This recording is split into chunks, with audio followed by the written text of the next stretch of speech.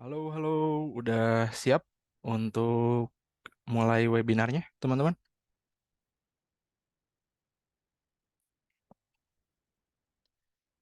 Oke, sip. Oke, kalau kayak gitu kita mulai aja langsung. Sebelumnya, selamat datang teman-teman di webinar topiknya tentang Introduction to Game Development. Sebelumnya aku mau perkenalkan dulu, nama saya Fadli Hibatul Haki, aku tinggal di Bandung. Kesibukanku akhir-akhir ini adalah menjadi mentor di Agate Academy, gitu. Oke, Em, untuk menggunakan Unity sendiri, aku udah dari tahun 2017, sebetulnya dari 2014, tapi 2014 itu cuma nyoba-nyobain gitu ya. Di tahun 2017, aku baru mulai serius, baru bisa bikin game pertama itu di tahun 2019-2020. Terus di tahun 2022 aku gabung ke Agate. Waktu itu aku sebagai game programmer. Di Agate aku terlibat dengan beberapa project. Yang terakhir itu project eh, game Android dan juga game iOS. Teman-teman bisa coba search ya. Nanti kalau misalnya penasaran mau main, namanya itu adalah Health Heroes Nutrihan. Gitu. Oke, mungkin itu sih yang mau aku perkenalkan dari diri aku. Teman-teman kalau misalnya nanti ada yang mau bertanya terkait game development, itu boleh banget bisa di grup Telegramnya, atau juga teman-teman bisa kontak aku di ini ya, di LinkedIn atau di Discord. Biasanya aku aktifnya di Discord sih. Biasanya aku kalau misalnya sharing tentang game development itu melalui Discord. Jadi teman-teman bisa coba add juga Discord aku gitu ya. Jadi kalau misalnya teman-teman mau nanya seputar game development, teman-teman bisa coba tanya di Discord-nya gitu. Oke.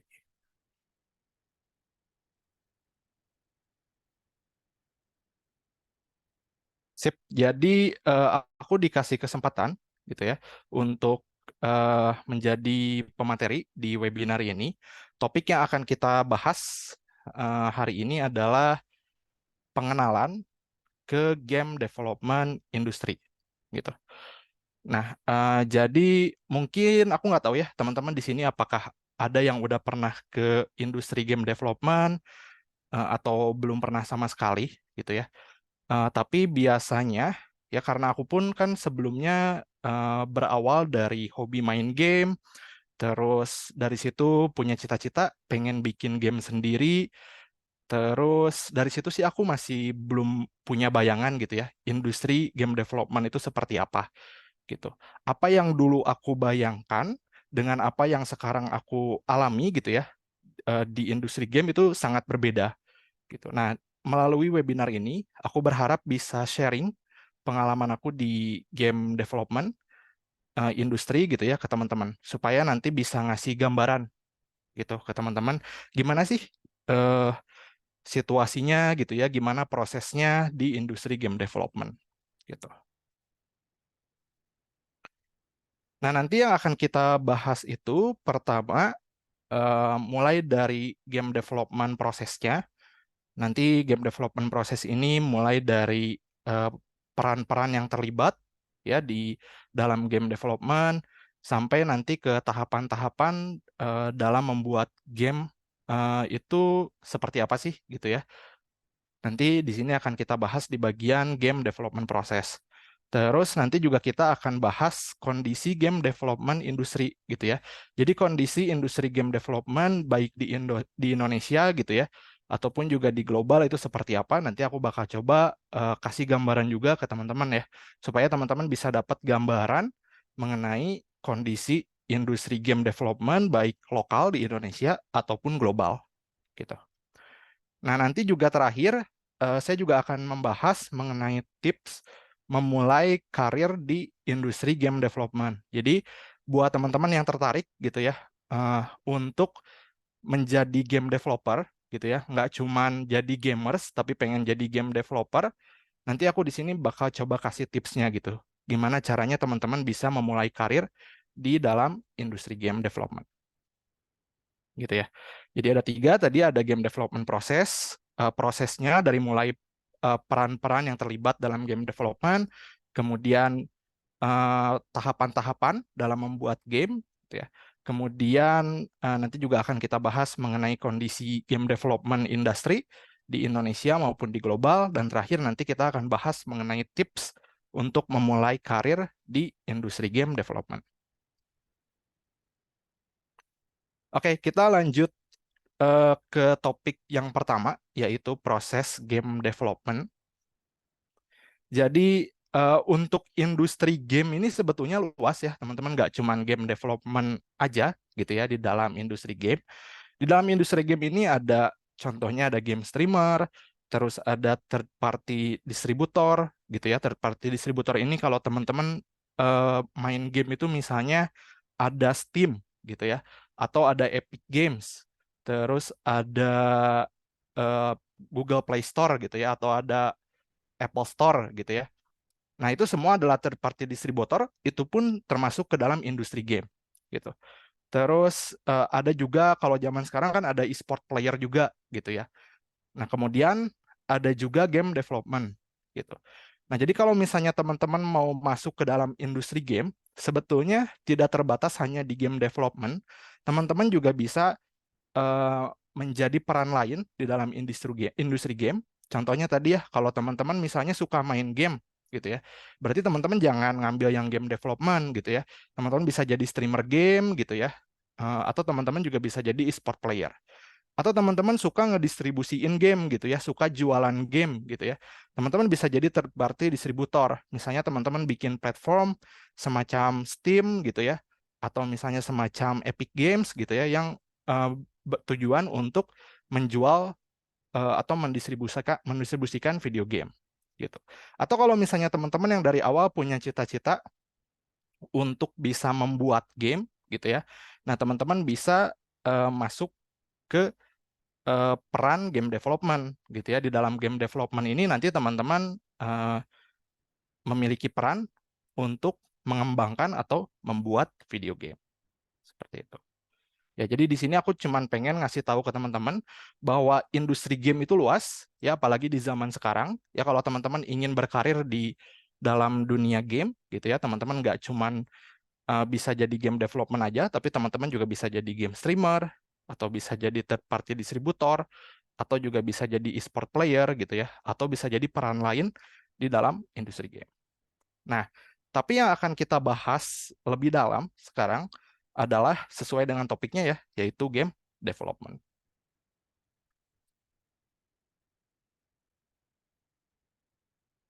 Nah, di dalam game development sendiri itu peranan yang terlibatnya itu sangat banyak ya. Sebelumnya teman-teman harus ketahui bahwa game itu sebetulnya kan produk seni dan juga produk rekayasa ya.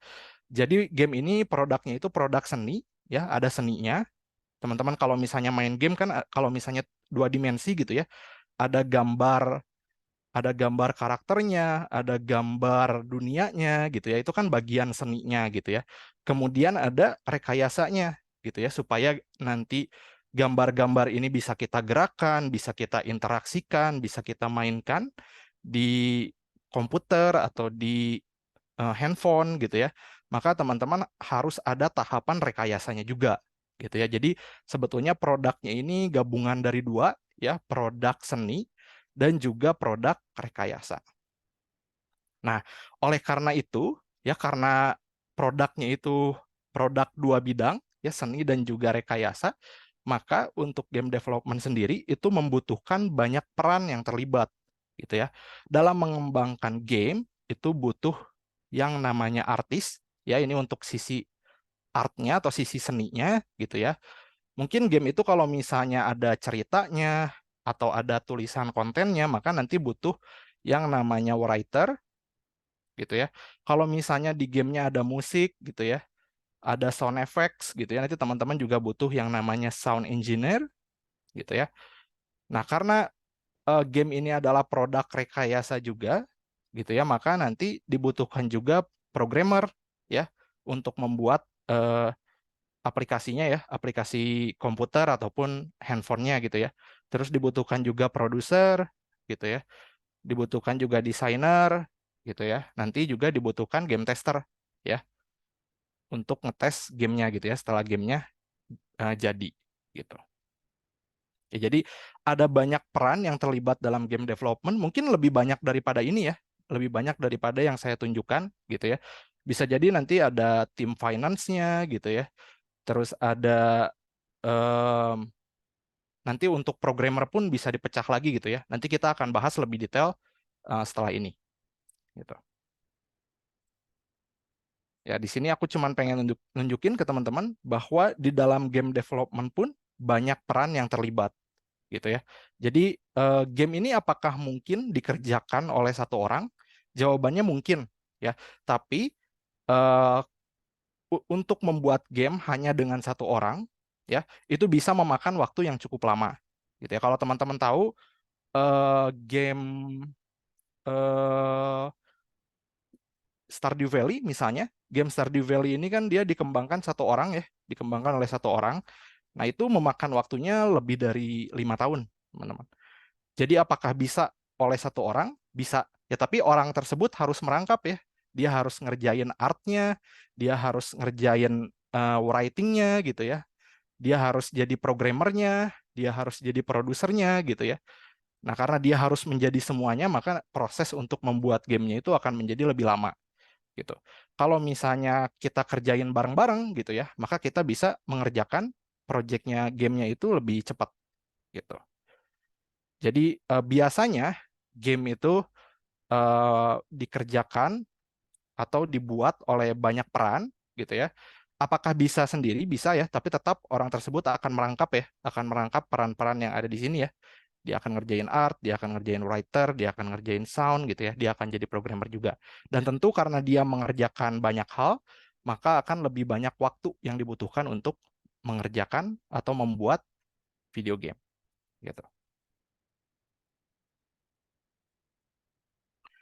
Nah, di sini aku bakal tunjukin juga peran-peran tadi lebih detail ya, tugasnya apa gitu ya. Yang pertama itu ada produser.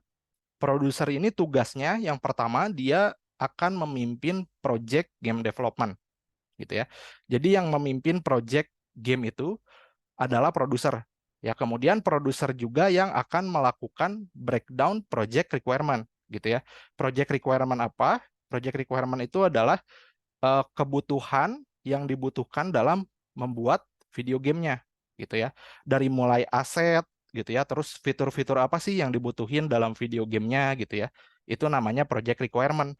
Dan yang melakukan breakdown gitu ya, yang menuliskan project requirement-nya itu adalah produser gitu. Jadi produser ini yang akan nge-breakdown gitu ya, menuliskan satu persatu fiturnya apa aja yang ada di gamenya, terus aset-aset yang dibutuhkannya itu apa aja ya, itu yang melakukan breakdown-nya adalah produser gitu.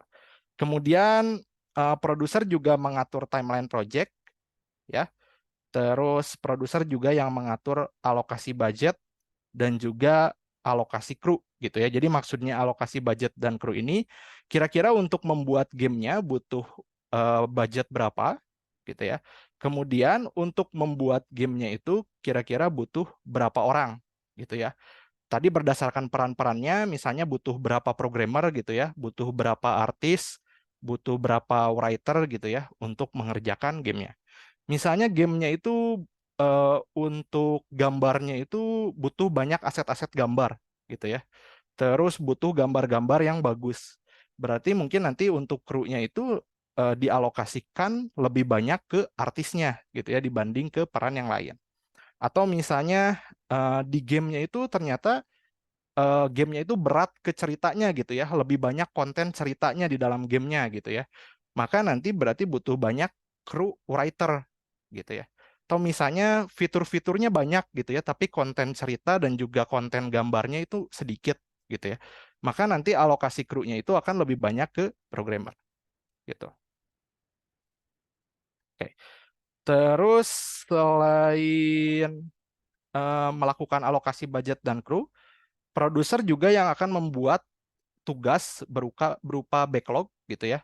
Kemudian produser juga yang mengalokasikan atau memberikan tugasnya tersebut ke masing-masing roles gitu. Jadi intinya sebetulnya produser ini yang memimpin project-nya gitu ya. Jadi dia akan melakukan breakdown project requirement-nya, terus dia yang mengatur timeline-nya, kira-kira berapa lama gitu ya untuk mengerjakan project-nya. Terus dia juga yang akan melakukan alokasi budget gitu ya, menentukan kira-kira butuh berapa biaya untuk membuat gamenya gitu ya. Kemudian dia juga yang akan menentukan berapa banyak eh, peran ya atau kru yang akan terlibat dalam project gamenya. Nah, kemudian yang terakhir dia juga yang terlibat untuk membuat tugas dan juga memberikan tugas-tugasnya itu ke masing-masing peran tadi gitu ya. Misalnya untuk membuat aset gambar gitu ya, dia yang akan memberikan tugasnya ke artis gitu ya. Kira-kira dia juga yang mengatur timelinenya gitu ya, berapa lama untuk menyelesaikan tugas untuk membuat gambar tadi gitu ya. Atau misalnya dia memberikan tugas untuk membuat fitur ke programmer gitu ya. Jadi yang membuat tugas dan juga memberikan tugasnya itu dia adalah produser. Seperti itu.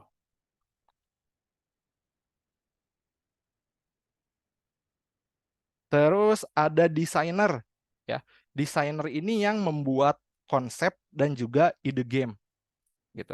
Jadi yang buat konsep dan juga ide gamenya adalah desainer gitu.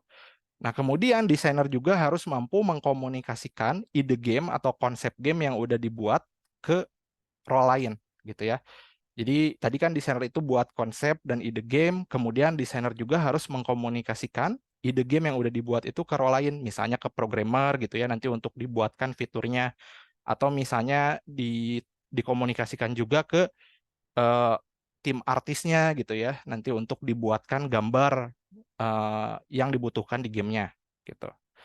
Terus dia juga melakukan balancing desain game. Balancing ini dia akan membuat gamenya itu supaya tetap seru, dia tidak terlalu sulit untuk dimainkan, ya, tetapi juga tidak terlalu mudah untuk dimainkan, dan juga dia akan melakukan balancing itu untuk membuat gamenya itu tidak terlalu membosankan, gitu. Jadi tahapan balancing ini proses untuk melakukan penyeimbangan gitu ya, supaya gamenya itu tidak membosankan, tetap seru untuk dimainkan, tidak terlalu sulit dan juga tidak terlalu mudah gitu.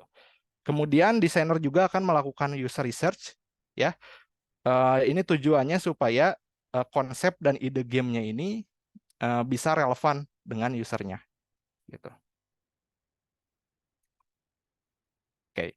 Kemudian sebetulnya desainer ini ada banyak ya. Ada game designer. Game designer ini yang general ya, yang umum. Tugas-tugasnya itu tadi ya, yang tadi saya sebutkan. Terus ada level designer. Kalau level designer ini dia yang membangun dunia gamenya gitu ya. Jadi dia yang membuat dunia gamenya gitu ya. Terus dia yang meletakkan misalnya ada musuh gitu ya di dalam gamenya, dia yang meletakkan musuhnya itu penempatannya di mana gitu ya. Kalau misalnya di dalam gamenya itu ada misalnya ada treasure chest gitu ya, atau misalnya ada koin gitu ya. Nah, level designer ini yang menentukan peletakan gitu ya, peletakan dari koin dan juga treasure chest di dalam levelnya gitu. Jadi sebetulnya singkatnya level designer ini yang akan membuat level atau dunia dari video gamenya. Kemudian ada karakter designer. Kalau karakter designer ini dia yang akan membuat atau mendesain karakternya gitu ya. Dia akan menentukan karakternya itu seperti apa dari mulai fisiknya gitu ya sampai ke eh, karakternya gitu ya, sampai ke sifat-sifatnya gitu ya dari karakternya. Terus ada juga UI UX designer. Kalau UI UX designer ini yang akan membuat user interface dan juga user experience dari gamenya gitu. Terus ada artis. Artis ini biasanya dia akan membuat konten art 2 dimensi dan juga 3 dimensi gitu ya. Kalau misalnya gamenya 2 dimensi, berarti nanti akan banyak konten 2 dimensinya gitu ya. Nanti berupa gambar gitu ya. Misalnya ada konten membuat karakter gitu ya. Nanti karakternya akan dibuat dalam bentuk gambar gitu ya. Terus misalnya ada gambar obstacle gitu ya, atau misalnya ada gambar levelnya gitu ya, backgroundnya gitu ya, itu akan dikerjakan oleh Art 2D gitu ya. Nah, kalau untuk 3D ini, kalau misalnya gamenya 3 dimensi, dia akan membuat objek-objek 3D gitu ya. Terus biasanya dia yang akan membuat animasi objek 3D-nya. Tadi juga sama ya, yang 2D pun animasi dari objek 2D-nya itu dibuat oleh artis gitu. Nah, jadi yang membuat konten gambar 2 dimensi dan juga objek 3 dimensi biasanya itu akan dikerjakan oleh art gitu. Terus art juga yang akan mengekspor konten yang tadi udah dibuat, ya misalnya gambar 2 dimensi atau objek 3 dimensi, yang ekspornya itu dari art juga. Terus nanti yang nge-import artnya itu ke dalam game engine gitu ya, misalnya ke Unity gitu ya, itu yang melakukan artis juga gitu. Jadi artis akan melakukan ekspor ya kontennya tadi, kemudian dia juga yang akan melakukan import gitu. Jadi dia yang melakukan ekspor, nanti yang import ke Unity-nya juga artis gitu. Nah, nanti yang mengimplementasikan konten artnya itu ke dalam Unity atau game engine itu artis juga gitu ya. Nah, terus nanti kalau misalnya konten artnya itu kurang optimize, misalnya size-nya terlalu besar gitu ya, atau misalnya kalau objek 3D itu terlalu kompleks poligonnya, nanti yang mengoptimize-nya itu adalah artisnya juga gitu. Jadi pokoknya yang berurusan dengan art atau gambar 2D atau misalnya objek 3D gitu ya, dari mulai proses membuatnya, kemudian proses ekspor dan import ke dalam Unity atau game engine, kemudian mengimplementasi dan juga mengoptimize konten artnya ini adalah artis gitu. Nah, untuk perannya sendiri ada 2D artist. Kalau 2D artist ini khusus untuk 2D, biasanya nanti akan menyiapkan gambar ya untuk game 2 dimensi. Misalnya tadi ya gambar objek karakter, terus misalnya gambar eh, item gitu ya, atau misalnya gambar levelnya gitu ya, gambar backgroundnya gitu ya, gambar obstacle gitu ya. Nah, atau misalnya untuk tekstur 3 dimensi juga biasanya dibuat oleh 2D artist gitu. Terus ada 3D artist. 3D artist ini untuk membuat eh, objek 3 dimensi gitu ya. Terus ada 3D atau 2D karakter artist. Ini sebetulnya mirip dengan 3D artist, tapi ini lebih spesifik ke karakter gitu. Terus ada level artist. Level artist ini yang membuat level atau dunia dari gamenya gitu ya, biasanya membuat properti-properti yang dibutuhkan, misalnya buat gedung gitu ya, misalnya di dunianya ada gedung, ada pohon gitu ya, nanti yang buat objek pohon atau objek gedungnya itu adalah artis gitu. Kemudian ada juga animator, biasanya animator ini fokus untuk membuat animasi gitu ya, baik itu objek 3D maupun gambar 2 dimensi gitu. Terus ada programmer. Programmer ini nanti yang akan mengimplementasikan desain dan juga konten ke dalam video game. Kemudian programmer juga menulis kode yang rapih dan juga maintainable. Ya, jadi dia yang ngoding gitu ya, yang membuat kode script kalau di Unity gitu ya untuk membuat fungsionalitas di gamenya gitu ya. Kemudian programmer juga yang akan menjadi penghubung role lain dalam sisi teknikal dari game development gitu. Misalnya ketika nanti dalam proses game development biasanya artis juga dia akan menggunakan Unity ya untuk import dan juga ekspor gitu ya. Tapi kan mungkin untuk artis ini nggak terlalu paham ya, kadang-kadang nggak terlalu paham dengan Unity-nya, cara pakainya gimana. Nah, nanti biasanya konsultasinya itu secara teknikal itu dengan programmer gitu. Gimana sih caranya import yang bagus ke Unity gitu ya? Atau gimana sih konten art yang optimize gitu ya, yang bagus gitu ya untuk digunakan di Unity gitu ya. Nanti biasanya konsultasinya dengan programmer gitu. Atau misalnya desainer gitu ya, desainer misalnya mau melakukan balancing gitu ya, atau misalnya mau mendesain levelnya di Unity gitu ya. Nah, misalnya desainer itu membutuhkan konsultasi secara teknikal gitu ya. Apakah fitur-fiturnya possible gitu ya untuk diimplement di game, atau misalnya apakah levelnya terlalu besar gitu ya, atau misalnya levelnya terlalu rumit sehingga ketika di loadnya itu butuh waktu lama gitu ya. Nah itu butuh konsultasi dengan dari sisi teknikalnya gitu ya. Nah maka nanti komunikasinya itu dengan programmer gitu. Nah programmer itu harus mampu menjadi penghubung ya, mampu menjadi konsultan gitu ya dari sisi teknikal bagi peran-peran lain gitu ya. Contohnya tadi artis atau desainer gitu. Nah, kalau programmer juga ada banyak ya perannya. Ada server programmer itu yang ngurusin server. Kalau misalnya gamenya eh, multiplayer atau misalnya gamenya eh, memiliki database gitu ya di server. Terus ada grafik programmer. Kalau grafik programmer ini berhubungan dengan shader ya. Eh, Biasanya membuat kode program shader ya untuk rendering objek gitu ya. Ada juga AI programmer.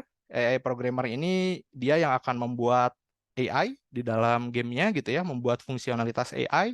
Misalnya NPC gitu ya. Eh, yang membuat AI NPC-nya itu AI programmer gitu. Terus ada 3C programmer. 3C programmer ini dia yang membuat movement karakter gitu ya, khusus di bagian movement karakter, controlling karakter, atau misalnya kamera gitu ya, controlling kamera itu adalah terisi programmer gitu. Terus ada UI programmer.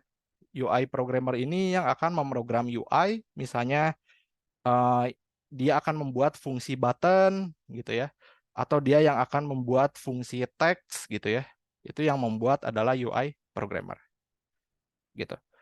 Terus ada DevOps programmer. DevOps programmer ini dia yang akan menghandle development operasinya. Terus ada tools programmer gitu ya. Misalnya nanti mau buat engine atau misalnya mau buat tools yang membantu dalam proses pembuatan game, yaitu akan dihandle oleh tools programmer gitu. Terus ada writer. Kalau writer ini sebetulnya tugasnya menulis gitu ya. Apa yang ditulis? Yang ditulisnya bisa jadi konten gitu ya. Konten itu misalnya teman-teman mau buat eh, konten misalnya konten button gitu ya. Nanti tulisan yang cocok untuk ditaruh di buttonnya itu apa gitu ya. Atau misalnya teman-teman mau buat karakter, terus teman-teman mau nulis deskripsi dari karakternya gitu ya. Nah itu yang buat konten deskripsi karakternya itu adalah writer gitu. Terus kalau misalnya gamenya ada ceritanya gitu ya, nanti yang membuat naskah atau misalnya membuat konsep dari ceritanya itu adalah writer gitu. Nah, untuk role-nya sendiri ada banyak ya. Tadi ada content writer. Content writer ini khusus konten ya. Tadi contohnya ada deskripsi karakter, atau misalnya ada message gitu ya di gamenya yang ditampilkan ke player gitu ya. Itu juga content writer yang nulisnya. Kalau untuk story dan naratif ini, dia untuk membuat cerita di dalam gamenya gitu ya. Jadi kalau misalnya di gamenya ada cerita, nanti biasanya yang nulis ceritanya adalah story writer atau narrative writer.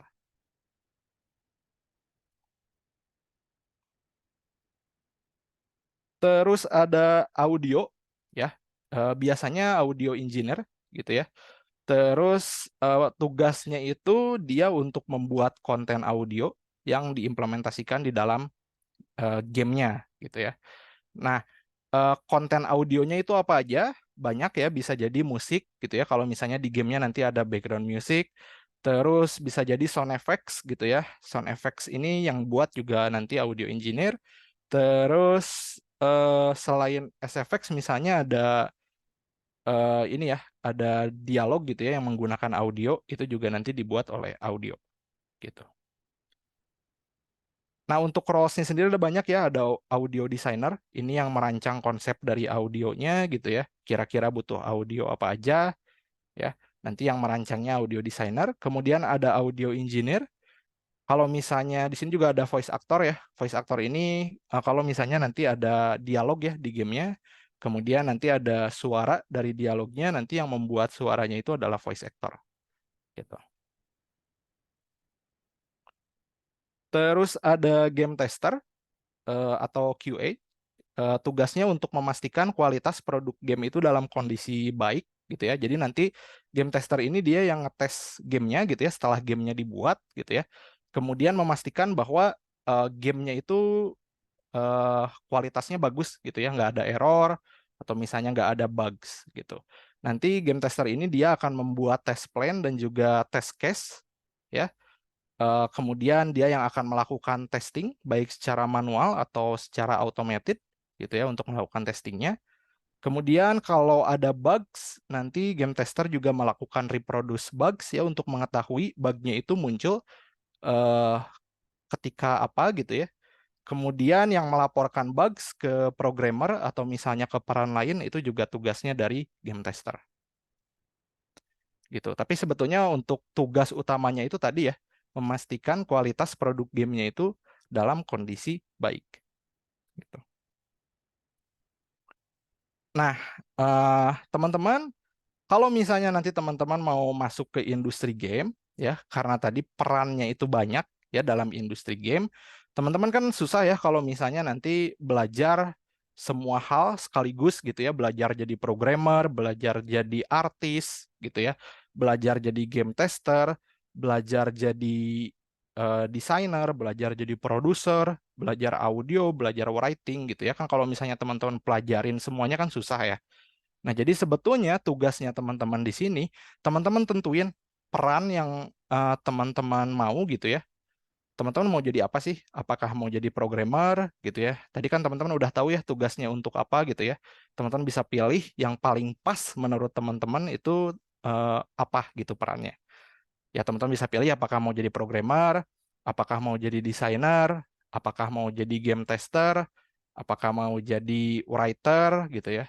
Atau misalnya teman-teman mau jadi produser atau mau jadi audio engineer gitu.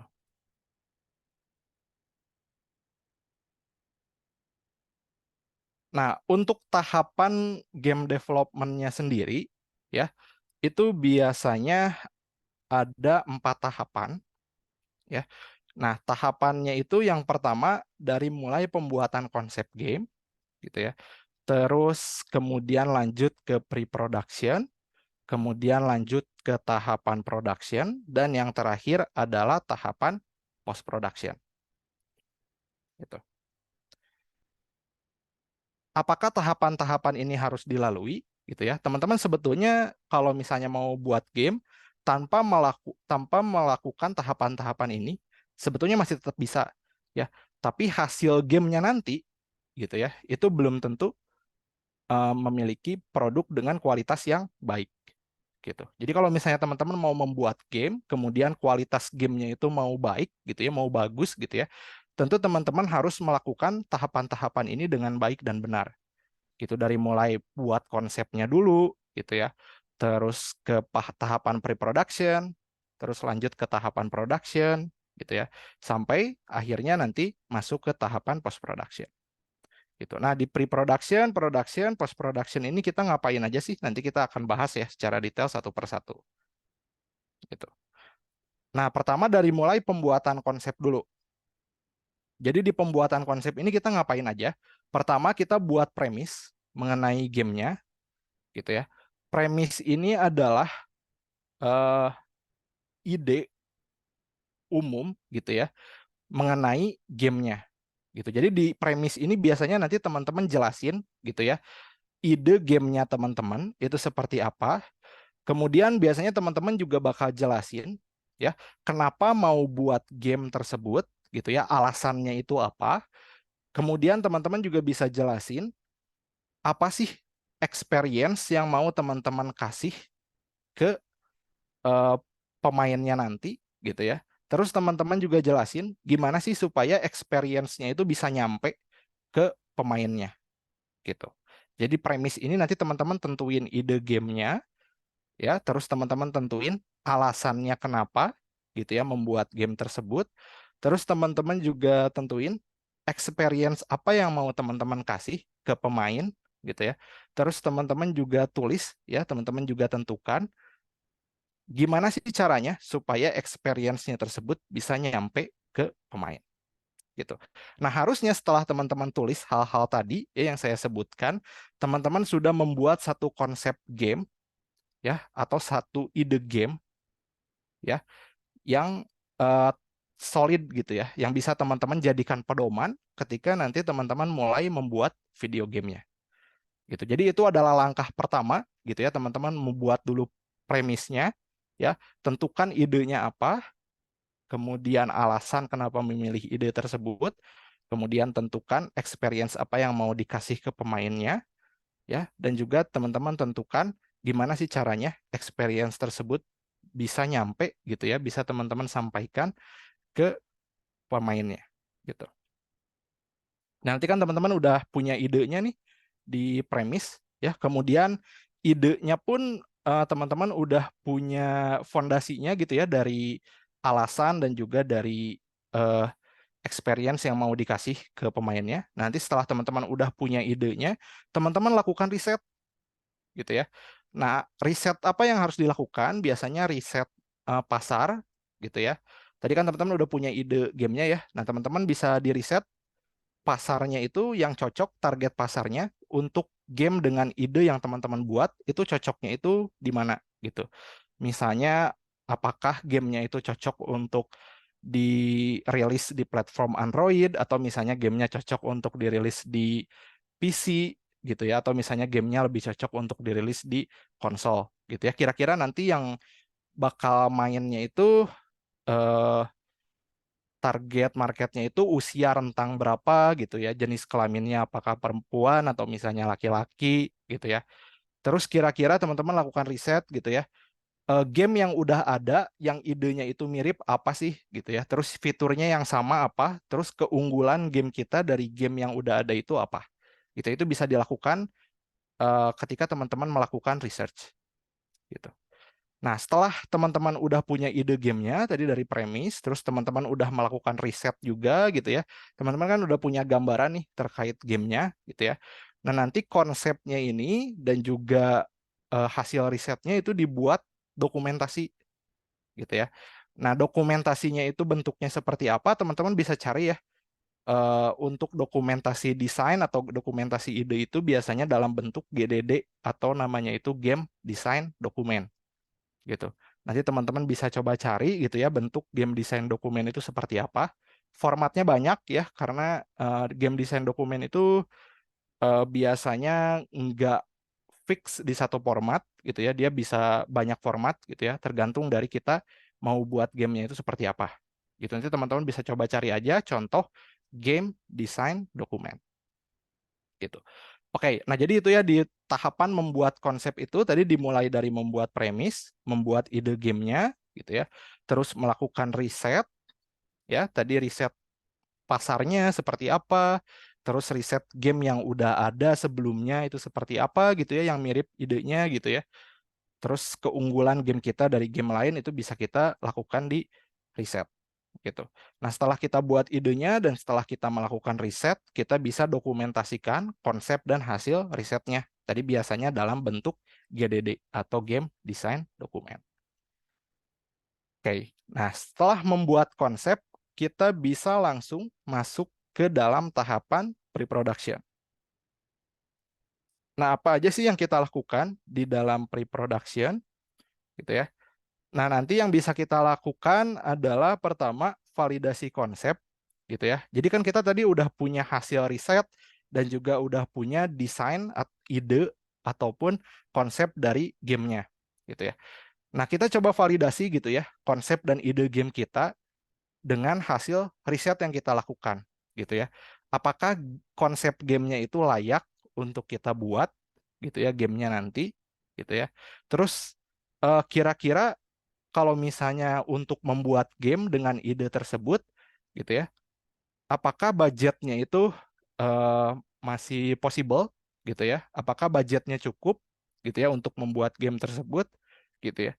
Kira-kira kita punya human resource atau kita punya orang yang cukup gitu ya untuk membuat game tersebut gitu ya, itu divalidasi di tahapan pre-production gitu. Jadi setelah membuat konsep, kita validasi konsepnya ya, tadi berdasarkan hasil riset yang sudah kita dapat. Setelah kita validasi konsepnya, kemudian kita buat prototipenya gitu. Ya. Prototype ini biasanya nanti fitur-fitur utamanya kita buat, nggak harus semua fitur dalam gamenya gitu ya. Yang penting fitur-fitur utamanya aja gitu ya. Nanti kita buat, biasanya nanti prototype ini pertama dia untuk menguji apakah gamenya tersebut memungkinkan untuk kita buat gitu ya. Kalau ada prototipenya kan berarti kita bisa tahu ya. Kalau misalnya berhasil kita buat prototipenya berarti gamenya bisa kita lanjutin gitu ya. Berarti gamenya mungkin untuk dibuat. Kalau misalnya prototipenya gagal gitu ya, nggak bisa kita buat gitu ya, berarti kita nggak bisa lanjutin gitu ya gamenya. Nah, selain itu juga prototype kalau misalnya kita buat game dari eh, dari permintaan pihak ketiga gitu ya, misalnya dari permintaan klien atau pihak bisnis ketiga gitu ya. Prototype ini juga untuk menunjukkan gambaran gamenya kira-kira nanti itu bakal seperti apa gitu ya. Jadi teman-teman setelah melakukan validasi konsep gitu ya, selanjutnya teman-teman buat prototype ya tadi pertama untuk memastikan gamenya itu possible atau memungkinkan untuk kita buat gitu ya. Kemudian juga membuat prototype ini fungsinya untuk kita tunjukkan ke klien gitu ya kalau misalnya kita membuat gamenya itu atas permintaan pihak ketiga gitu. Setelah kita buat prototipenya, nanti biasanya kita lakukan playtest gitu ya. Playtest itu nanti biasanya yang kita ujikan itu adalah prototype gitu ya. Jadi biasanya playtest ini kita melakukan pengujian gitu ya ke pihak-pihak tertentu. Tadi kalau misalnya tadi buat gamenya itu dari pihak ketiga gitu ya, dari klien, maka kita melakukan playtest prototipenya itu ke pihak klien gitu. Kalau misalnya kita buat game eh, untuk kita publish sendiri gitu ya, maka nanti kita bisa melakukan playtestnya itu public gitu ya ke orang lain gitu. Jadi playtest ini sebetulnya untuk menguji prototipenya gitu. Nah, nanti dari playtest ini bisa kita siapkan form feedback gitu ya ke orang-orang yang melakukan playtestnya gitu ya. Apakah gamenya itu cukup menyenangkan atau cukup memuaskan gitu ya. Kira-kira apa sih yang bisa diperbaiki dari gamenya gitu ya. Terus kira-kira apa aja yang perlu ditambahkan atau bahkan perlu dikurangi gitu ya, perlu dihapus dari gamenya gitu. Nah, nanti kita punya data ya, punya data feedback dari peserta yang melakukan playtest gitu ya. Nah, data-data tersebut yang nantinya kita akan gunakan eh, pada saat fase setelah pre-production, yaitu fase production gitu. Nah, setelah kita melakukan playtest, nanti kita akan melakukan MVP dan juga vertical slice gitu ya. Teman-teman bisa bayangkan MVP dan vertical slice itu adalah trailer atau versi early access-nya gitu ya. Kalau misalnya MVP ini biasanya dalam bentuk trailer ya. Kalau vertical slice ini bentuknya itu eh, game yang early access gitu ya. Kalau teman-teman suka main game, terus teman-teman lihat di Steam gitu kan ada game-game yang versinya itu early access ya. Gamenya itu dalam fase production gitu ya, tapi bisa dimainin gitu gamenya. Nah, itu namanya vertical slice gitu ya. Dia disediakan untuk eh, pemainnya itu bisa langsung main gamenya walaupun masih dibuat ya gamenya. Kemudian pemainnya bisa memberikan feedback gitu ya. Itu vertical slice. Kalau MVP ini biasanya bentuknya trailer ya. Fungsinya sebetulnya untuk membangun hype gitu ya supaya orang-orang tahu akan ada game yang nantinya dibuat gitu ya. Kemudian nanti biasanya kan trailer itu dibuat semenarik mungkin ya, nanti supaya orang-orang itu tertarik gitu ya untuk beli gamenya setelah gamenya nanti dirilis. Gitu. Jadi ada MVP, ada vertical slice. MVP ini biasanya bentuknya trailer ya tadi untuk membangun hype. Kalau vertical slice itu biasanya bentuknya itu game tapi early access atau demo gitu ya. Biasanya untuk dimainkan oleh pemain supaya nanti kita bisa dapat feedback gitu ya dari pemainnya gitu. Nah, setelah kita dari tahapan pre-production ya tadi melakukan validasi konsep, membuat prototype, kemudian melakukan playtesting, kemudian membuat MVP dan vertical slice dalam bentuk trailer dan juga dalam bentuk game early access, teman-teman bisa lanjut ke tahapan production gitu. Nah, di tahapan production ini biasanya nanti kita langsung membuat gamenya gitu ya. Kemudian di sini ada gambar eh, panah memutar ya, ini artinya prosesnya itu dilakukan secara berulang gitu ya. Jadi nanti kita mulai buat gamenya, biasanya per minggu itu kita ada targetnya buat fitur itu berapa gitu ya. Kemudian nanti dites kalau misalnya eh, ada error atau misalnya ada bugs, nanti diperbaiki gitu ya. Nanti kemudian hasil perbaikannya itu akan dibuat lagi gitu ya, jadi game nanti akan dites lagi gitu. Kemudian nanti kita akan buat fitur lagi di minggu depannya gitu ya. Dan itu akan dilakukan secara terus-menerus berulang. Gitu. Nanti biasanya dari proses production itu akan menghasilkan beberapa versi. Yang pertama itu adalah pre-alpha. Pre-alpha ini gamenya itu benar-benar masih belum banyak fiturnya, masih sedikit gitu ya. Dan biasanya dia akan diuji di dalam tim development-nya gitu. Terus ada fase alpha. Kalau fase alpha ini gamenya itu fitur-fitur utamanya udah jadi gitu ya. Terus ada fase beta gitu ya. Fase beta ini gamenya itu udah hampir jadi sebetulnya. Semua fiturnya mostly sudah selesai gitu ya. Tapi masih dalam proses testing di internal development-nya gitu ya. Jadi biasanya nanti akan ditesting oleh game testernya. Kalau misalnya ada bugs gitu ya di fitur-fiturnya biasanya nanti dia nggak akan langsung rilis, tapi akan ada perbaikan dulu di versi beta gitu. Kemudian setelah semuanya selesai gitu ya, nanti akan masuk ke dalam versi rilis gitu. Jadi ada 4 tipe versi. Yang pertama ada pre-alpha. Ini fitur-fitur utamanya mostly belum jadi ya, masih fitur-fitur yang eh, awal gitu ya, masih sedikit fiturnya. Kemudian ke alpha. Alpha ini fitur-fitur utamanya udah jadi gitu ya, tapi belum selesai semua fiturnya. Kemudian masuk ke tahap beta. Tahapan beta ini fitur-fiturnya sebetulnya udah jadi semua, tapi masih dalam proses testing gitu ya. Kemudian yang terakhir ada versi rilis. Itu kalau versi rilis ini fitur-fiturnya udah selesai semua, kemudian udah di testing juga sama game tester gitu ya.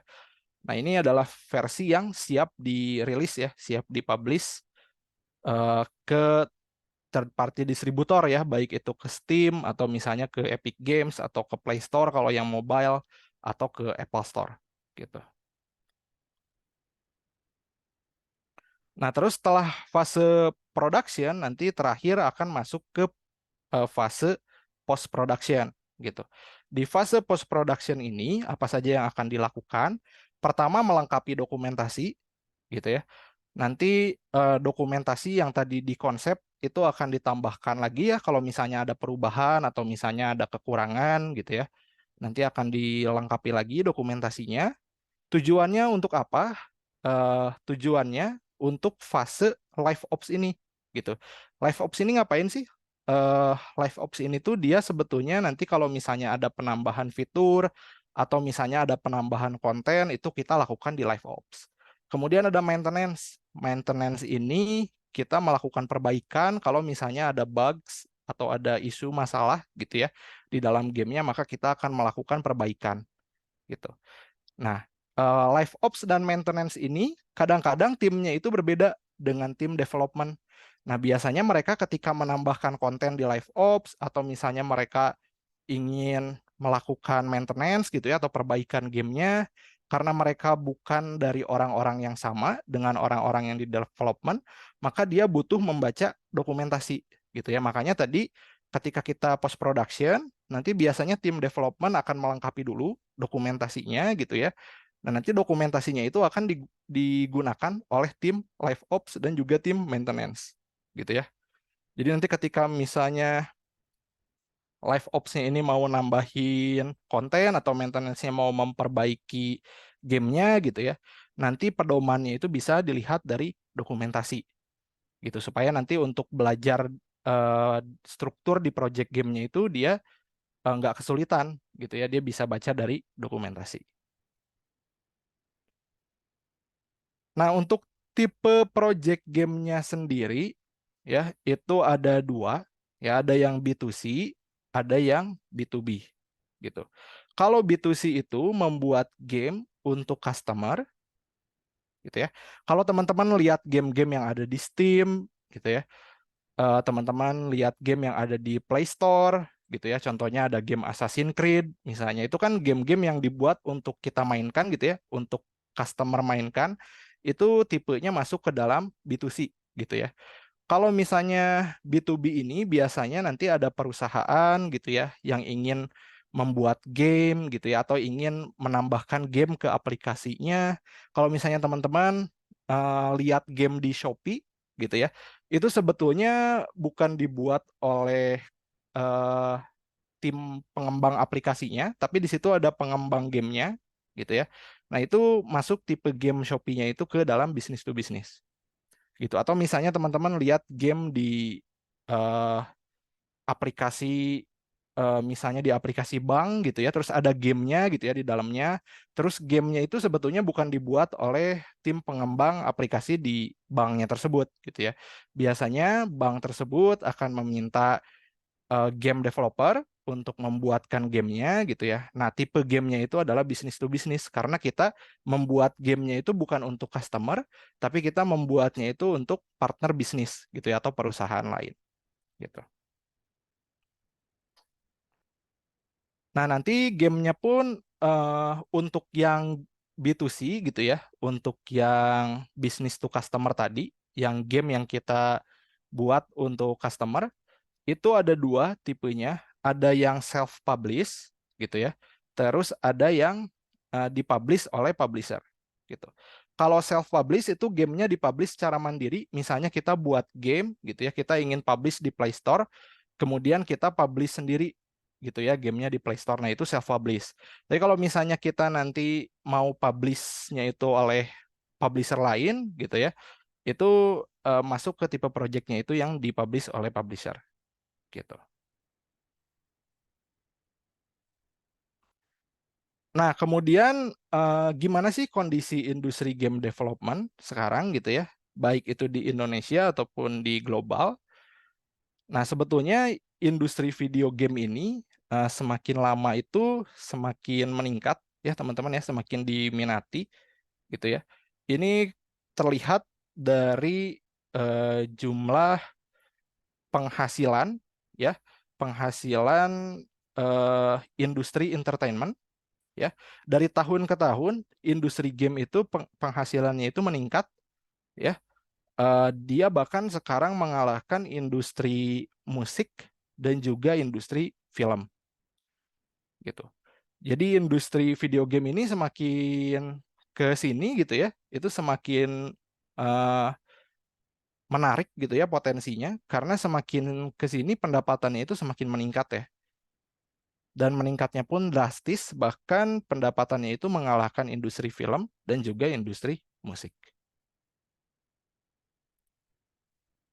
Untuk di Indonesia sendiri, ini menurut data tahun 2015, ya, Indonesia itu berada di urutan ke-16 pasar dunia dari game market, gitu ya. Jadi pasar game di Indonesia itu menempati urutan ke-16 gitu ya di dunia, gitu ya. Dengan pendapatannya itu total 879 juta gitu ya. Dan jumlah gamers atau pengguna game di Indonesia itu sebesar 43,7 juta gitu ya. Ini menandakan bahwa pasar game di Indonesia itu sebetulnya besar gitu ya. Tetapi teman-teman, untuk jumlah perusahaan game itu kebanyakan dari asing gitu.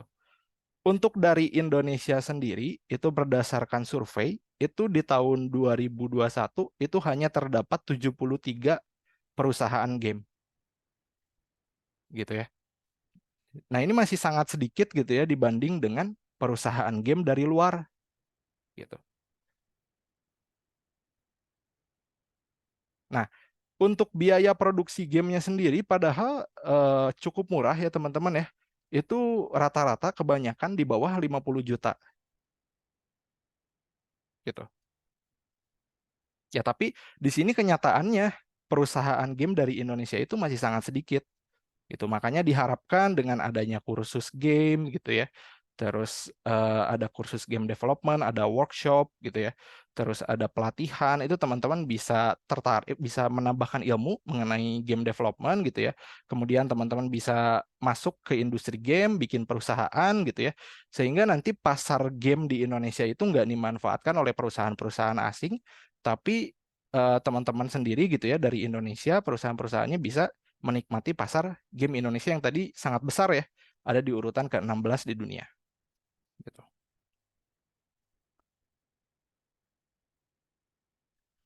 Nah, untuk pendapatannya sendiri, karena di game itu di Indonesia itu kebanyakan game-gamenya itu game gratis gitu ya, game yang mengandalkan pendapatan dari ads biasanya dari iklan gitu ya.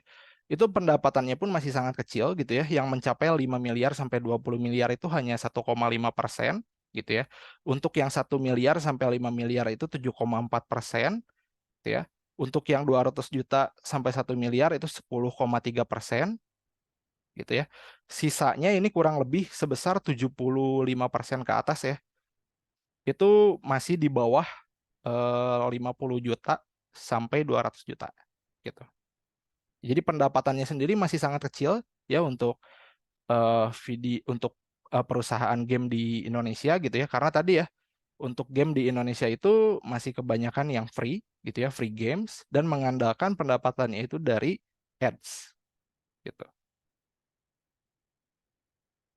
Nah, ini teman-teman supaya dapat gambaran juga platform yang paling populer di dunia itu untuk dijadikan platform video game itu adalah PC ya.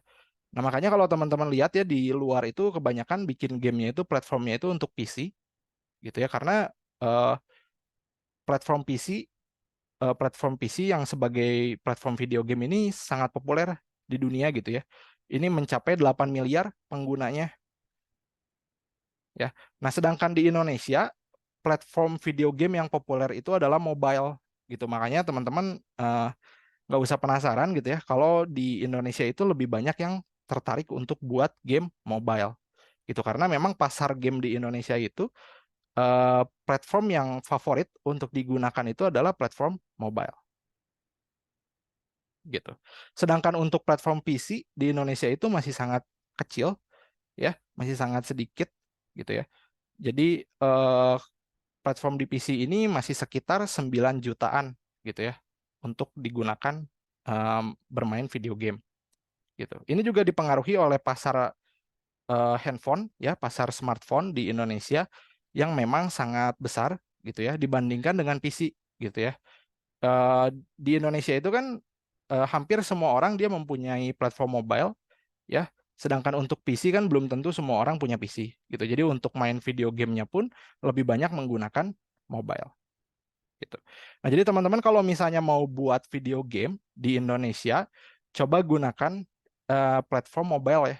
Maksudnya coba buat game untuk platform mobile karena pasti lebih banyak peminatnya gitu. Karena di Indonesia itu platform yang paling favorit untuk platform yang paling favorit untuk main game itu adalah mobile gitu. Tapi kalau misalnya teman-teman mau buat game PC, ya nanti jual gamenya itu ke pasar global gitu.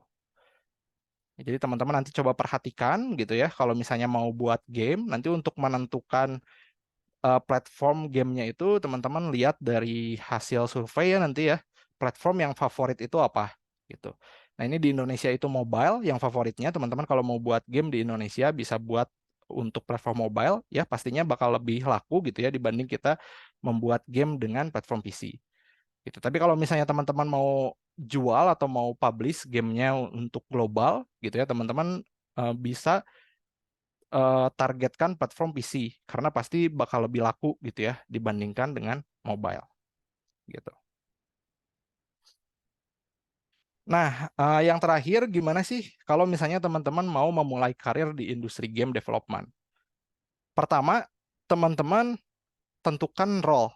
Ya, tadi kan role-nya ada banyak gitu ya. Jadi dari sekarang teman-teman tentuin mau jadi apa gitu ya. Karena tadi ya teman-teman kan nggak mungkin bisa menguasai semua hal gitu ya. Jadi teman-teman bisa pilih teman-teman mau jadi apa gitu ya.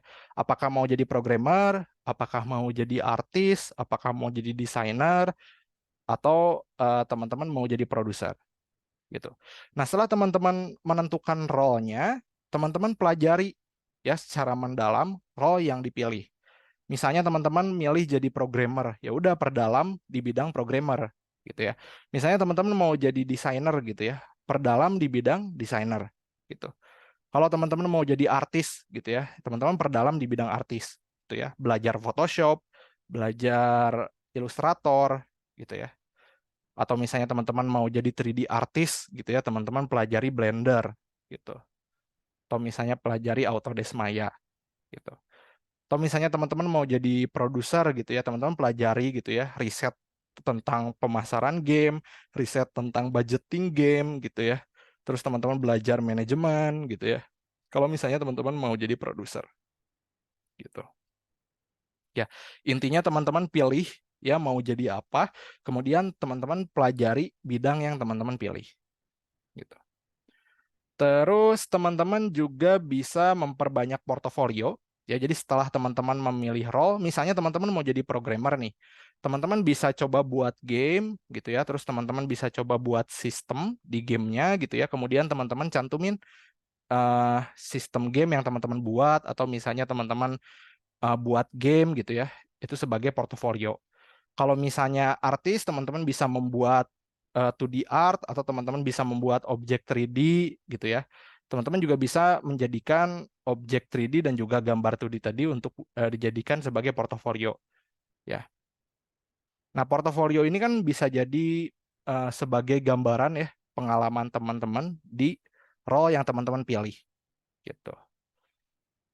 Portofolio ini juga bisa jadi bukti kompetensi gitu ya, atau kemampuan teman-teman di bidang yang teman-teman pilih gitu. Jadi setelah teman-teman udah punya role-nya masing-masing, teman-teman buat portofolio gitu ya. Tadi kalau misalnya programmer, teman-teman bisa coba buat game gitu ya.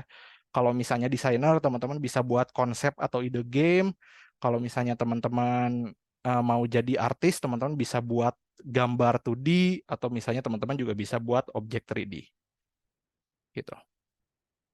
Nah, tadi karena untuk buat game itu butuh banyak peran, ya nggak bisa dilakukan semuanya oleh sendiri, gitu ya.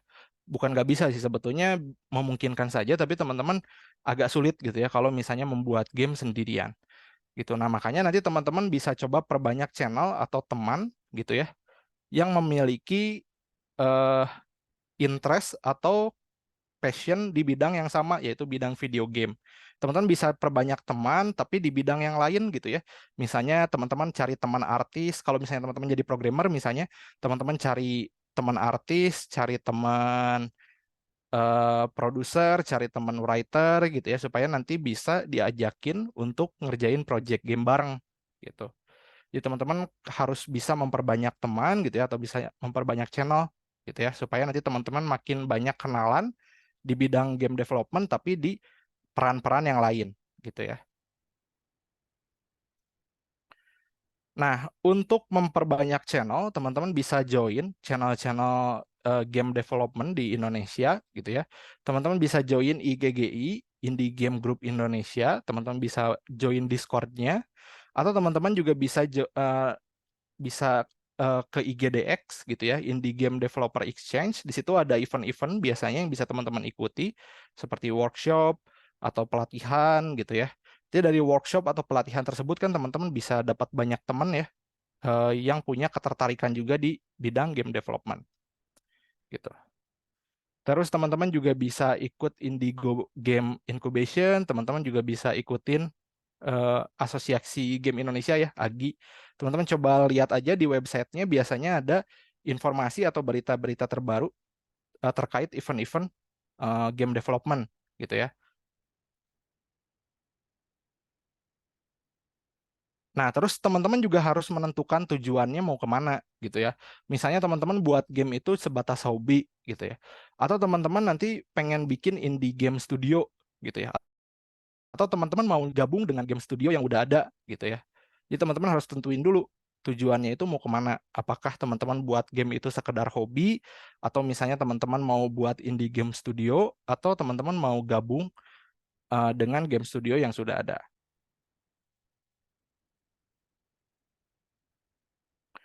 Nah, Kalau misalnya teman-teman mau buat indie game studio, nanti teman-teman bisa tentukan role-nya gitu ya. Kemudian teman-teman juga bisa tingkatkan skill ya tadi, terus perbanyak portofolio gitu ya. Terus teman-teman bisa join workshop atau join pelatihan gitu ya. Teman-teman bisa perbanyak relasinya. Nanti setelah teman-teman punya banyak kenalan gitu ya dengan orang-orang yang punya ketertarikan di bidang game juga, jadi teman-teman bisa invite ya teman-teman yang ide gamenya itu sejalan dengan teman-teman gitu ya. Terus ajakin untuk buat project bareng gitu ya. Terus nanti buat pitch game. Pitch game ini adalah ide atau konsep dari gamenya gitu ya. Nanti setelah teman-teman punya ide gamenya, teman-teman bisa ikutan game jam atau workshop gitu ya, atau pelatihan gitu ya. Teman-teman kan udah punya tim, udah punya ide gamenya juga gitu ya. Nanti ketika teman-teman ikut event game jam atau workshop, teman-teman tinggal buat gamenya gitu ya di event tersebut. Nanti biasanya dari event tersebut teman-teman bisa ketemu sama publisher gitu ya, teman-teman bisa coba tunjukin ide game sama konsep gamenya gitu ya, bisa dipresentasiin ke publishernya, barangkali nanti publishernya tertarik gitu ya, nanti publishernya mau nge-publish game yang teman-teman buat gitu. Nah, untuk bisa ikut event game jam sama workshop tadi ya, ikuti update channel eh, untuk indie game ya, tadi udah saya tunjukin. Ada IGGI, ada IGDX, ada Indigo Game Incubation, ada AGI gitu ya. Di situ biasanya ada event-event seperti game jam, workshop atau pelatihan gitu ya yang bisa teman-teman ikuti gitu. Nah, kalau misalnya teman-teman mau gabung sama game studio yang udah ada, sama ya, teman-teman tentukan role-nya dulu, mau jadi apa, terus tingkatkan skill-nya, terus perbanyak portofolio, teman-teman juga bisa ikut event game jam, terus bisa ikut workshop, gitu ya, eh untuk bisa Kak, membuat portofolio juga ya, dengan kita ikut event game jam, terus kita ikut workshop, kan nanti kita disuruh buat game ya di event tersebut, sehingga nanti portofolio kita bertambah gitu. Nah, untuk dapat event game jam sama workshopnya tadi ya, ikuti update di channel indie gamenya gitu. Terus teman-teman juga kalau misalnya mau gabung sama game studio, teman-teman bisa research ya dan juga ikuti update dari game studio yang ada di Indonesia ataupun luar gitu ya. Nanti teman-teman setelah research game studionya, teman-teman bisa tentukan gitu ya, mau masuk game studio mana gitu ya, yang menurut teman-teman ide gamenya itu sejalan sama teman-teman gitu. Nanti teman-teman tinggal melamar di game studio tersebut gitu ya. Kalau misalnya teman-teman udah punya skill yang bagus gitu ya, terus teman-teman juga udah punya portofolio yang cukup banyak, harusnya sih teman-teman bisa diterima ya oleh game studio tersebut gitu.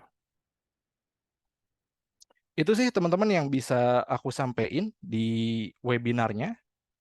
Sebelumnya ada yang mau ditanyain dulu nggak dari teman-teman?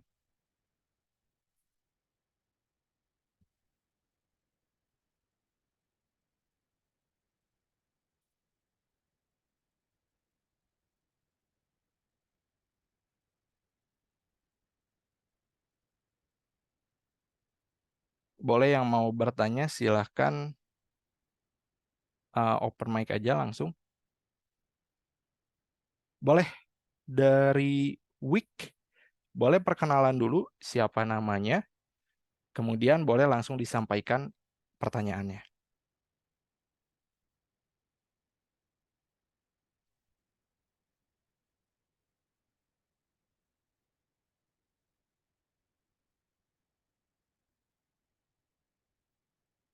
Oke, kalau mic-nya mati boleh disampaikan di chat. Apakah bisa disampaikan di chat?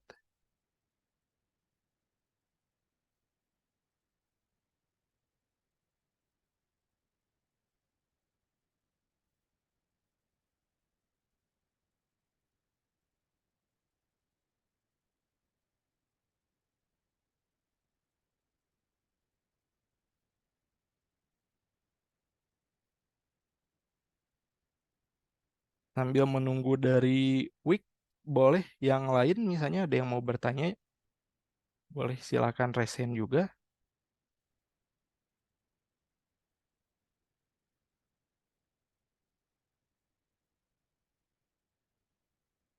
Untuk gamenya, oke ini pertanyaan dari Week. untuk gamenya pakai aplikasi yang berbayar atau ada yang free untuk menghasilkan game yang berkualitas dan bisa dijual. Oke, aku pengen nanya lagi ke Wik, aplikasi yang berbayar ini maksudnya aplikasi engine untuk membuat gamenya kah? Oke, untuk aplikasi engine untuk membuat gamenya, sebetulnya banyak eh, aplikasi game engine ya yang bisa digunakan secara gratis ya. Teman-teman bisa menggunakan Unreal Engine atau bisa menggunakan Unity ya yang sudah dipelajari di kursusnya, yaitu harusnya gratis. Oke, saya coba lihatkan dulu ke teman-teman.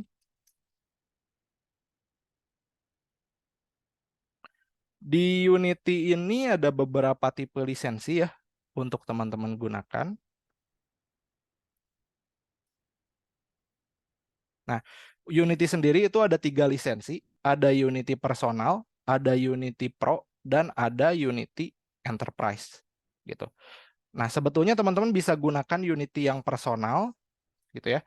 Kemudian teman-teman bisa membuat game yang berkualitas dengan menggunakan Unity Personal. Karena sebetulnya Unity Personal dan Unity Pro dan juga Unity Enterprise itu perbedaannya hanya di fiturnya aja ya. Sebetulnya dengan menggunakan Unity Personal teman-teman sudah bisa membuat game yang berkualitas. Itu harusnya seperti itu ya. Nah, teman-teman bisa gunakan yang Unity Personal dan ini gratis. Oke, belum di share screen ya? Sebentar. Oke, sekarang udah kelihatan? Ya, sudah. Oke. Nah, teman-teman bisa gunakan yang Unity Personal. Unity Personal ini gratis ya. Dan Unity Personal ini juga seharusnya teman-teman sudah bisa membuat game yang berkualitas dengan lisensi Unity Personal. Gitu. Nah, untuk Unity Personal ini sebetulnya benar-benar gratis dan bisa teman-teman jual ya gamenya.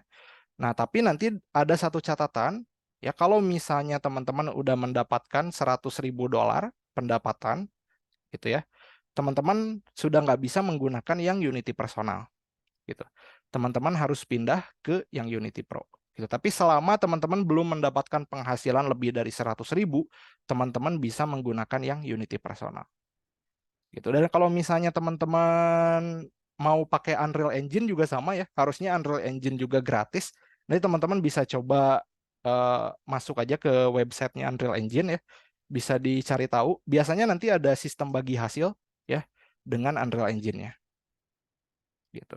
Tapi untuk aplikasi membuatnya Unreal Engine ataupun Unity itu gratis ya teman-teman ya. Kecuali kalau Unity itu yang lisensi Unity Pro atau Unity Enterprise itu harus bayar.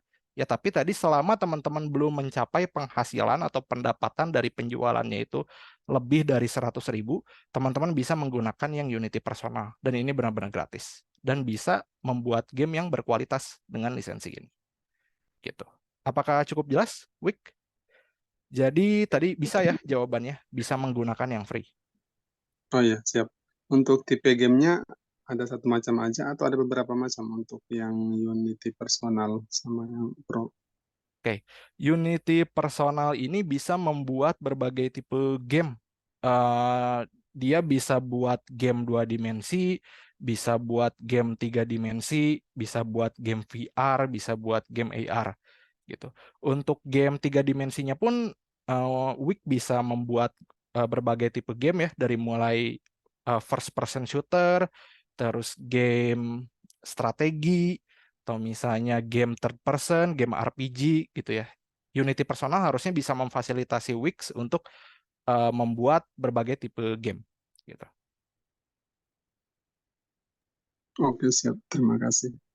Oke, sip. Terima kasih Wik atas pertanyaannya. Ada lagi kah yang mau ditanyakan?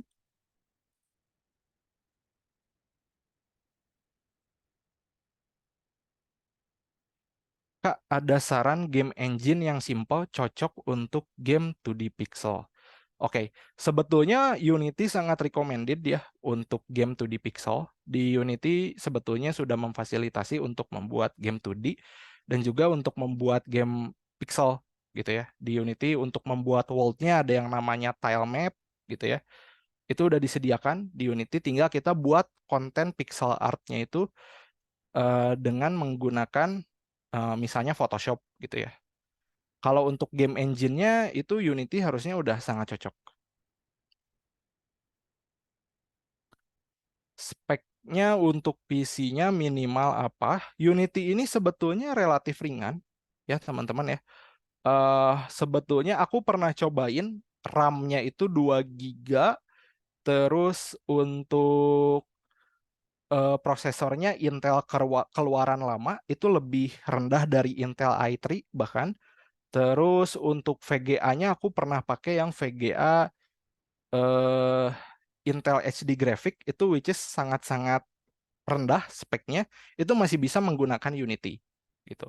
Paling nanti untuk fitur-fitur tertentu itu membutuhkan spek yang lebih tinggi gitu. Jadi sebetulnya teman-teman kalau punya spek device atau komputer yang kecil gitu ya, tadi misalnya RAM-nya 2 GB atau misalnya prosesornya itu prosesor yang speknya nggak terlalu tinggi, VGA-nya pun speknya nggak terlalu tinggi, itu sebetulnya masih bisa menggunakan Unity. Tapi untuk menggunakan fitur-fitur tertentu di Unity, misalnya nanti kita akan melakukan proses baking lighting gitu ya, itu harusnya membutuhkan spek yang lebih tinggi. Kalau misalnya teman-teman mau melakukan baking lighting, itu harusnya teman-teman menggunakan spek, aku tulis aja ya di chat biar nggak lupa. Untuk prosesornya, teman-teman bisa menggunakan minimal i3 ya, minimum i3. Untuk VGA-nya, teman-teman bisa menggunakan VGA yang VRAM-nya itu lebih besar dari 4 GB. Kalau untuk RAM-nya itu 8 GB minimal. Ini untuk yang lighting. Kalau misalnya teman-teman eh, kalau misalnya teman-teman ingin menggunakan Unity yang simple gitu ya, nggak pakai proses baking lighting, teman-teman bisa menggunakan spek yang rendah. Itu aku pernah coba di spek yang sangat rendah gitu ya. Tadi yang sudah saya jelaskan speknya itu masih bisa jalan gitu. Oke, terus apakah udah jelas ya dari Ilhamul Aziz? Oke, aku coba sambil nunggu dari Ilhamul Aziz, saya bakal coba ke pengguna Zoom. Kak, untuk bahasa pemrograman yang digunakan apa ya, Kak? Oke, kalau untuk Unity, itu bahasa pemrograman yang digunakannya adalah C# gitu. Jadi nanti teman-teman harus belajar C#, harus belajar OOP juga, Object Oriented Programming gitu. Jadi nanti belajar C#, terus teman-teman bisa memperdalam bagian Object Oriented Programming-nya di C# gitu. Kalau untuk Unreal Engine itu menggunakan bahasa C++ dan juga Blueprint. Kalau Blueprint itu ngodingnya itu nggak ngoding diketik ya teman-teman ya, tapi itu menggunakan node gitu ya. Nanti teman-teman tinggal nyambungin node-nya gitu. Nanti teman-teman bisa coba lihat aja di Unreal Engine itu ada yang namanya Blueprint ya. Itu ngodingnya itu nggak pakai kode gitu ya, tapi pakai node gitu. Kalau teman-teman penasaran nanti bisa cari aja Blueprint Unreal Engine gitu ya.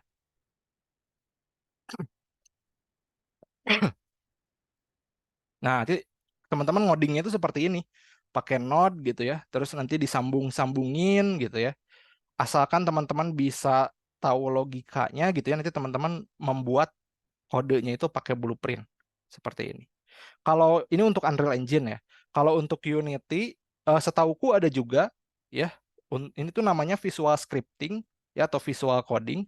Di Unity juga ada fiturnya. Teman-teman bisa cari aja Unity visual scripting. Gitu ya. Nah, ini harusnya ada ya Unity Visual Scripting. Atau teman-teman mau ngoding manual juga bisa ya. Kalau di Unity itu pakai C#, kalau di Unreal Engine 5 itu pakai C++.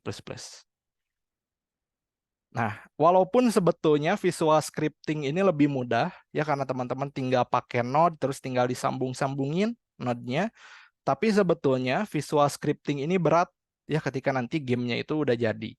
Nanti kalau misalnya teman-teman buat game yang skalanya besar, misalnya teman-teman mau buat Assassin's Creed gitu ya, atau misalnya teman-teman mau buat game apa, misalnya The Witcher gitu ya, itu kan gamenya berat ya. Kalau pakai visual scripting itu nggak memungkinkan.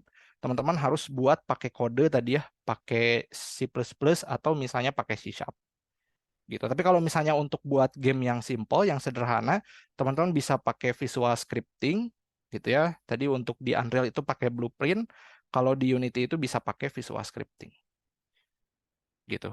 Itu tadi pengguna Zoom. Ini mungkin gue ya. Nanti teman-teman apakah sudah terjawab pertanyaannya untuk bahasa pemrogramannya di Unity itu C#, di Unreal itu C++. Ya, tapi di Unreal itu bisa menggunakan Blueprint, di Unity juga bisa menggunakan visual scripting ya. Ini untuk memudahkan proses pemrogramannya. Di Unity ada cloud nggak, Kak? Oke, Gozi, jadi di Unity itu sebetulnya ada cloud, ya tapi sebetulnya cloud-nya itu bukan digunakan untuk mengoperasikan Unity-nya, gitu. Cloud-nya ini biasanya kita gunakan untuk menyimpan konten. Jadi kalau misalnya kita mau buat game, asetnya mau kita simpan di cloud, itu bisa. Tapi kalau misalnya ingin mengoperasikan Unity di cloud, itu setauku nggak bisa sih. Gitu. Jadi kalau untuk Unity-nya itu masih harus di local device. Gitu. Oh iya, nggak. Cloud Oke, gimana? Sorry. cloud penyimpanannya berbayar juga kak atau ada yang free? Setahu aku, untuk Unity yang tadi aset ya, itu gratis sih. Teman-teman bisa coba cari aja Unity Remote Access gitu ya, aku lupa namanya. Oh, Remote Config. Oh, Nah, ini ada Service Cloud untuk Unity.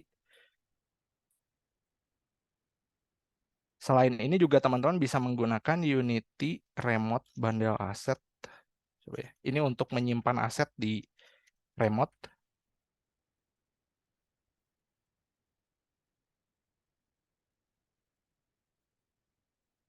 Nanti teman-teman bisa coba cari aja ya Unity Remote Config. Ini untuk teman-teman misalnya mau menyimpan config-config aset gitu ya di cloud, itu bisa menggunakan ini Unity Remote Config. Atau juga teman-teman bisa menggunakan remote content ya. Kalau misalnya teman-teman mau menyimpan asetnya di cloud gitu. Nah, untuk Unity Remote ini harusnya gratis sih. Ini free, bisa teman-teman gunain gitu. Kalau untuk batasannya aku kurang tahu sih. Sejauh ini soalnya aku gunain untuk hal-hal yang simple gitu. Nanti teman-teman bisa coba riset terkait Unity Remote ini. Tapi kalau tadi ya, ini hanya sebatas untuk menyimpan aset atau menyimpan config gitu ya. Kalau misalnya teman-teman mau menggunakan Unity, tapi menggunakannya di cloud gitu ya, karena di lokal speknya nggak kuat, itu nggak bisa. Karena kalau kita mau buat game di Unity, itu harus dilakukan di local device, nggak bisa di remote. Oh ya, tadi nggak kelihatan ya, sorry. Aku coba share screen lagi.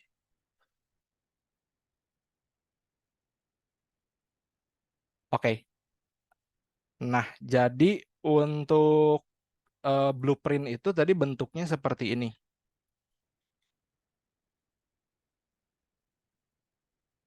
Nah, jadi ngodingnya itu nggak pakai kode gitu ya. Kita tinggal pakai node seperti ini, terus node-nya kita sambung-sambungin gitu. Ini untuk memudahkan proses pemrograman. Di Unity juga ada namanya Unity Visual Scripting, itu mirip-mirip kayak gini ya, pakai node tinggal kita sambung-sambungin gitu. Tapi kalau ini tuh kan lebih memudahkan pemrograman ya, tapi dia sebetulnya berat gitu. Jadi kalau misalnya gamenya skalanya besar itu nggak cocok kalau misalnya kita menggunakan blueprint gitu, karena itu akan lebih memperberat gamenya gitu. Jadi kalau misalnya mau buat game dengan skala besar itu jangan buat pakai blueprint ya, tapi kita coding manual pakai C++ atau C# gitu. Oke.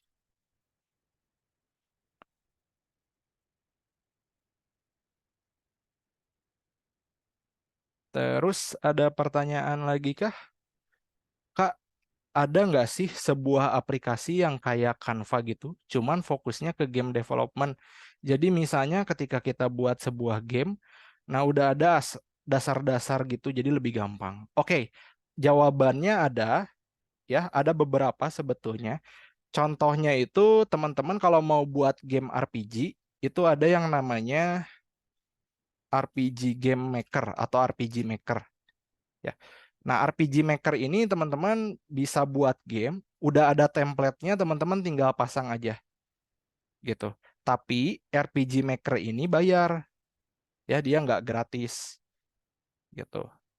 Untuk harganya berapa, teman-teman sebetulnya bisa download lewat Steam ya. Teman-teman bisa coba ke Steam, cari aja RPG Maker di situ. Nah, ini harganya kurang lebih 332.000 gitu. Dan ini tuh setelah teman-teman bayar 332.000, setauku teman-teman bisa buat game sepuasnya dan bisa teman-teman jual gamenya gitu. Jadi teman-teman cukup bayar 332.000, terus teman-teman bisa buat game sepuasnya gitu ya di RPG Maker tadi. Gitu. Di situ udah disediain fungsi-fungsi dasar untuk membuat game RPG, tinggal kita pasang-pasangin aja gitu ya. Asetnya gitu ya, aset gambarnya, dan tinggal kita pilih fungsionalitasnya. Gitu. Itu mirip Canva sih, tinggal kita pakai aja gitu template-nya. Atau teman-teman juga bisa menggunakan construct gitu ya. Kalau construct ini aku nggak tahu apakah berbayar atau gratis. Harusnya sih gratis ya. Ya, gratis dan ini web based kalau nggak salah. Jadi teman-teman buat gamenya itu di dalam web gitu. Ya ini pun udah ada template-templatenya. Untuk kodenya setauku kayak puzzle gitu ya disusun. Nanti teman-teman bisa coba aja ya, construct namanya.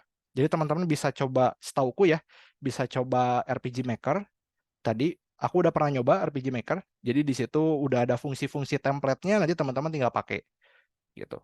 Atau teman-teman bisa coba pakai construct gitu. Kalau Construct ini lebih sulit daripada RPG Maker gitu ya. Tapi kan kalau RPG Maker tadi itu template-nya khusus untuk RPG ya. Kalau Construct ini dia bisa beberapa tipe game gitu.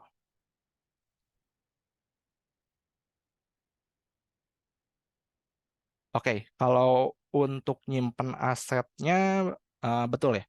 Bisa pakai remote bundle ya. Nanti coba di reset aja. Setauku gratis ya kalau untuk remote bundle, tapi nanti bisa coba cari-cari lagi Gozi gitu. Oke, tadi pertanyaan dari Sahil, apakah sudah terjawab belum ya? Jadi bisa ya ada eh, RPG Maker gitu ya, atau bisa cobain Construct gitu. Oke, ada lagi yang mau ditanyain? Sok silakan, mumpung masih ada aku di sini di Zoom-nya. Jadi kalau misalnya ada yang masih mau ditanyain, ada penasaran, teman-teman bisa coba ajukan saja pertanyaannya, bisa pakai mic atau bisa di chat.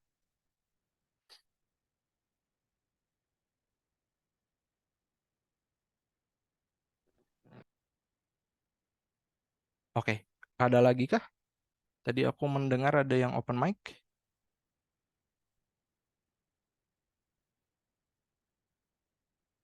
Nggak ada. Aku coba hitung 10. Oke. Game Maker tadi cocok Kak untuk 2D pixel ya. Itu cocok juga untuk 2D pixel. Betul. Tapi sebetulnya ini untuk membuat game RPG ya. Jadi kalau misalnya teman-teman mau buat game selain RPG, itu lebih baik pakai Unity aja gitu. Tapi kalau misalnya gamenya RPG, teman-teman mau tinggal pakai aja template yang udah ada gitu ya. Teman-teman bisa pakai RPG Maker gitu. Sip.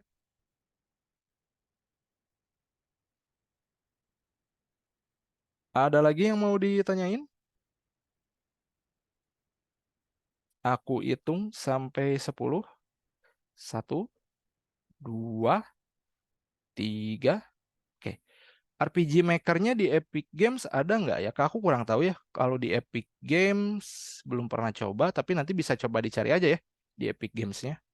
Apakah ada RPG Maker atau enggak? Gitu.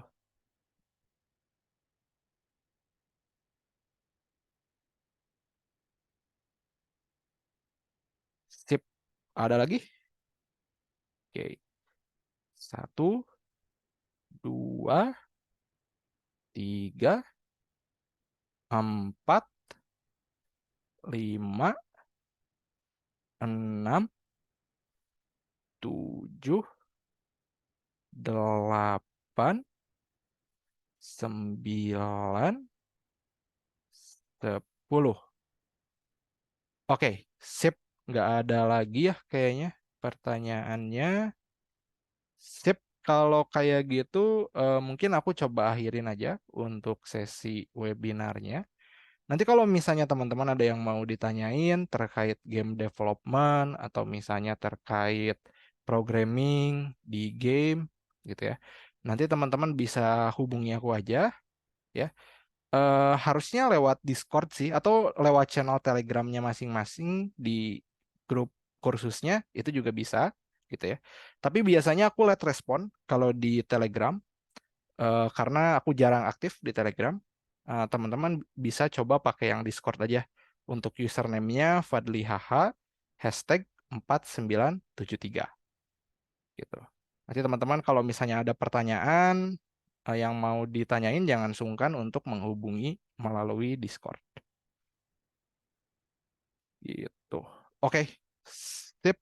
Kalau misalnya tidak ada lagi pertanyaan yang mau ditanyakan, mungkin aku tutup aja. Teman-teman, thank you banget udah nyempetin waktunya untuk mengikuti webinar ini. Kalau misalnya ada pertanyaan lanjutan, tadi bisa ke Discord aja. Mohon maaf atas kekurangannya. Aku tutup. Sampai jumpa di kesempatan yang lainnya, teman-teman. Dadah. Terima kasih, Bang. Oke.